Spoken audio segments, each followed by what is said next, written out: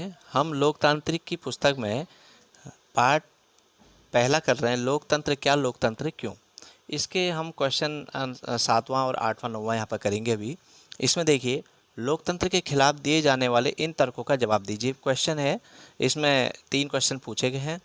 लोकतंत्र के खिलाफ यानी लोकतंत्र के विरुद्ध जो तर्क दिए जाते हैं उनके जवाब आपने देने हैं। तो इसमें पहला है, सेना देश में सबसे अनुशासित और भ्रष्टाचार मुक्त संगठन है, इसलिए सेना को देश का शासन करना चाहिए। ये क्वेश्चन है।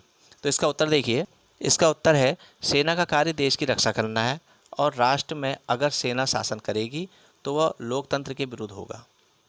ठीक है। 7वें का जो ख है इसमें कह रहा है, बहुमत के शासन का मतलब है मूर्खों और अशिक्षितों का राज। हमें तो होशियारों के शासन की ज़रूरत है, भले ही उनकी संख्या कम क्यों ना हो। तो देखिए, लोकतंत्र में ये है कि अगर हम सरकार बना रहे हैं तो उसमें जनता जिसको वोट दे रही, जिसका बहुमत है, वो सत्ता में बैठेगा। अब इसमें भले वो अनपढ़ अशिक्षित हो या वो बहुत होशियार हो, अगर हम उसमें अनपढ़ अशिक्षितों को हटाकर उसमें होशियारों को रख दें तो वो लोकतंत्र नहीं कहलाएगा। तो इसका उत्तर देखिए, ख वाला, जनता जिसे बहुमत देगी वही सत्ता चला सकती है। अगर बहुमत के विरुद्ध होशियारों को सत्ता पर बैठा देंगे तो लोकतंत्र के विपरीत होगा। ये इसका उत्तर होगा। अगला गौ देखिए, यहाँ पर गौ में कहा है, अगर आध्यात्मिक मामलों में मार्गदर्शन के लिए हमें धर्म गुरुओं की ज़रूरत होती है तो उन्हीं को राजनीतिक मामले का मार्गदर्शन काम क्यों नहीं सौंपा जाए। देश में धर्म गुरुओं का शासन होना चाहिए। देखिए, धर्म गुरु का मतलब है वो धर्म के बारे में जानकार हैं, वो उसके बारे में जानते हैं, इसलिए वो उसके गुरु हैं, धर्म के गुरु। ये सत्ता के गुरु नहीं है, ये शासन के गुरु नहीं है। अगर हम डॉक्टर से कहें कि जाके कोई बिल्डिंग बनवा दो तो वो उस काम को नहीं कर सकते, है ना, वो इंजीनियर का काम नहीं कर सकते। इसी तरह से धर्मगुरु शासन नहीं चला सकते। हाँ, अगर वो चुनाव लड़के आ रहे हैं और बहुमत सरकार में हैं, सत्ता में पहुंच रहे हैं तो वो शासन कर सकते हैं, लेकिन सीधे इनसे शासन नहीं किया जा सकता। तो इसका उत्तर देखिए, धर्मगुरु धर्म के विषय के ज्ञाता होते हैं, वे लोकतंत्र में सत्ता में शासन करें तो यह लोकतंत्र के अनुसार गलत होगा। देखिए, अगला 8वां क्वेश्चन यहाँ पर कहा गया, इनमें से किन कथनों को आप लोकतांत्रिक समझते हैं, क्यों।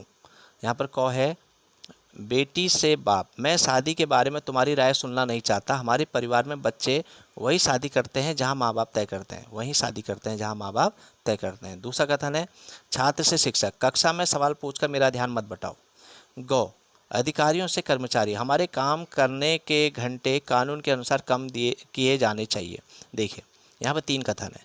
यहाँ पर बाप बेटी से कह रहा है कि तुम मुझे राय मत दो, तो मैं तुम्हारी शादी के बारे में मैं खुद निर्णय लूँगा। तो देखिए, शादी करनी है बेटी ने, तो बेटी को शादी करने का अधिकार है जब वो 18 साल की हो जाती है, और जब 18 साल की होती है तो वो अपने निर्णय ले सकती है। इसमें उस पर कोई निर्णय ज़बरदस्ती उसको नहीं सौंपा जा सकता। ये लोकतांत्रिक कथन नहीं है। ऐसी खौ, छात्र शिक्षक से अगर क्वेश्चन पूछ रहा है, अगर विषय से जुड़ा प्रश्न पूछ रहा है या स्कूल से जुड़ा प्रश्न पूछ रहा है तो टीचर का काम है उसको संतुष्ट करना, उसको बताना। यहाँ पर अगर उसको डांट दे रहा है टीचर की ध्यान मत बटाओ, तो ये गलत है, ये लोकतांत्रिक कथन नहीं है। हाँ, गौ वाला देखिए, अधिकारियों से कर्मचारी, अधिकारी एक ऑफिसर और कर्मचारी उससे नीचे जो काम कर रहा है, अगर वो मांग रख रहा है कि नहीं, हमारे जो काम आप ज़्यादा समय ले रहे हैं, आप उसको जितना सरकार ने तय किया उतने के हिसाब से कीजिए, कम कीजिए कह रहा है, तो ये कथन सही है। तो देखिए उत्तर यहाँ पर 8वां, इसमें क ख कथन अलोकतांत्रिक है, क्योंकि 18 वर्ष से ऊपर जब शादी की राय बेटी से नहीं सुनी जा रही है तो ये लोकतांत्रिक विचार नहीं है। इसी तरह छात्र शिक्षक से सवाल नहीं पूछेगा तो यह भी लोकतांत्रिक विचार नहीं है, लेकिन कथन गौ लोकतांत्रिक है, ये लोकतांत्रिक है। ठीक है, क्योंकि कर्मचारी अपने अधिकार की बात कह रहा है। तो ये हुआ 8वां क्वेश्चन पूरा। अब देखिए, मैं आपको होमवर्क में ऐसे ही कथन हैं उसमें आप स्वयं करेंगे। 9वां क्वेश्चन दे रहा हूँ, तो इसको आप स्वयं करिएगा। और ये पार्ट यहीं पर समाप्त होता है। आज इसमें इतना ही, धन्यवाद।